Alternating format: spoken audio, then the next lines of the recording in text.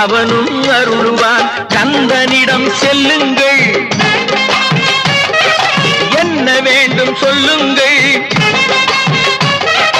கந்தனிடம் செல்லுங்கள், என்ன வேண்டும் சொல்லுங்கள். வந்தவினை தீந்துவிடும், மற்றவற்றை தள்ளுங்கள். வந்தவினை தீந்துவிடும், மற்றவற்றை தள்ளுங்கள். கந்தன் காலடியை வணங்கினால் கடவுள்கள் யாவரையும் வணங்குதல் போலே. கந்தன் கந்தன் கந்தன் காலடியை வணங்குங்கள். அம்மையானவன்